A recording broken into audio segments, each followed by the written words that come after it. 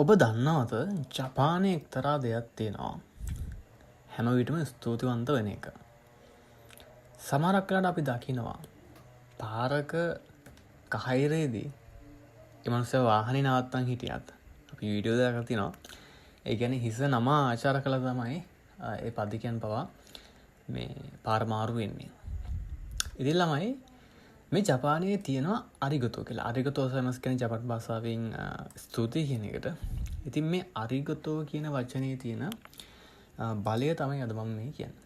ඒතර අරිගතෝ කියන්නේ ස්තුතිවන්ත වීම. ඒතර අපි දන්නවා මේ ස්තුතිවන්ත වීම තුලින් අපේ ඇඟේ හැදෙන අමුතුම ভাইබ්‍රේෂන් එකක් තියෙනවා. ඒක අපිට වැඩි කරගන්න අපේ ඇඟේ තියෙන සංඛ්‍යාත ප්‍රමාණය වැඩි කරගන්න ප්‍රමුඛ හැම වෙලෙම ළඳ දෙයින් සතුටු වීම අපේ බුදුරජාණන් වහන්සේ දේශනා කළා තියෙනවා. ඒ කියන්නේ මිනිස්සෙට ළඳ දෙයකින් සතුටු වෙන්න පුළුවන් නම් මම හිතනවා මේ මිනිස්සයා ලබපු ලොකුම ජයග්‍රහණය ඒකයි. ඉතින් ගොඩක් අය තමන්ට නැති දේවල් ගැන හිතෙන දුක් වෙන්නේ. ඉතින් මේ වීඩියෝ එකේදී මම කියලා දෙන්නම් මේ අරිගතෝ කියන වචනය ඔබ භාවිතා කරලා ඔබේ ජීවිතය ඉතාමත් වෙනස් කරගන්න හැටි.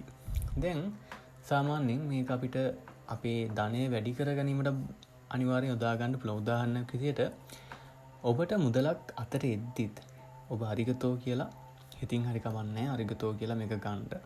ඒ වගේම ඔබට මුදලක් අතින් යද්දිත් අතින් යනවා කියන්නේ අනිවාර්යෙන් ඔබ දෙකට ඉන්වෙස්ට් කරන එකක් නේ. එක්කෝ භාණ්ඩයක් හෝ සේවාවක් ලබා ගැනීම උදෙසා.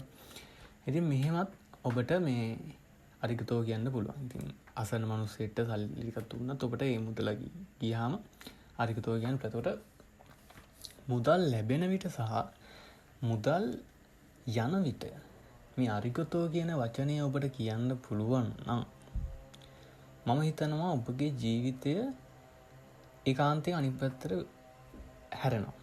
හරිද? මොකද මෙච්චර කල් ඔබ සතුටුලා හිටි මුදල් එන විට ඉතින් ඔබ අතට. නමුත් ඔබ ස්තුතිවන්ත වීමකින් තොරවනේ වගන්නේ. ඉතින් මෙන්න මේ දේ ජපාන් භාෂාවේ ගොඩක් ලස්සනට පෙන්වලා දෙනවා. ඒ කියන්නේ ජපාන් මිනිස්සුන්ගේ දියුණුව උදෙසා. අතරකෝ ජපානය ගත්තොත් හිරෝෂිමා බෝම්බය ගහන්න කලින් ජපානය කියන්නේ ඒ කියන්නේ කෘෂිකර්මාන්තයෙන් ස්වයංපෝෂිත රටක්. හරිද? හැබැයි හිරෝෂිමා බෝම්බය ගහවට පස්සේ ඔවුන් දැනගත්තා ඔවුන්ගේ උත්සාහය නැගිටින්න ඕන කියලා. අද වෙද්දි ජපානය කොච්චර දියුණුද? ඒ කියන්නේ ලෝකයේ තියෙන හොඳම වාහන නිපදවන්නේ ආයතන තියෙන්නේ ගොඩක් ජපානය තුල. ඒ වගේම බිල්ඩින් නිමවීමේ ක්‍රේෂ්ත්‍රය ඒ වගේම ගොඩක් බඩු හදනවා. කියන අපි පාවිච්චි කරන ගොඩක් ප්‍රොඩක්ට්ස් හදනවා ජපාන. ඉතින් අද ලෝකයේ තියෙන දියුණු රටවල් 10 ඇතුළේ ජපානය තියෙනවා. ඉතින් මේ මිනිස්සුන්ට දියුණුවට බලපාලු ගොඩ එක දෙයක් තමයි හැම වෙලෙම ඔවුන් ලද දෙයින් සතුටු වීම සහ තියෙන දෙයට ස්තුතිවන්ත වීම. ඉතින් ඔබේ ජීවිතයත් මේක චුට්ටක් යොදා ගන්න පුළුවන්. හරිද? ඔබට ලැබෙන දෙයට ස්තුතිවන්ත පුළුවන් නම් හරිද? ඔබට දැන්ටමත් ලැබෙති ඔබ සතුටු වෙනවා නම් හරිද? ඔබට පුළුවන් ඔබගේ ඇඟ තුල තියෙන මේ නෙගටිව් ගතිය නැති කරලා පොසිටිව් ভাইබ්‍රේෂන් එකකට ගන්න. අපි හැම විටම පුරුදු වෙන්න ඕනේ ඔබට කුඩා දරුවන් ඉන්නවා නම් ඒ ළමයින්ට තුතු ගන්නට ළඳ දෙයින් සතුටු වෙන එක. හරිද? නැත්තම් මිනිස්සු හැමදාම මේ හිතින් දුක් විඳින තමයි ඉන්නේ.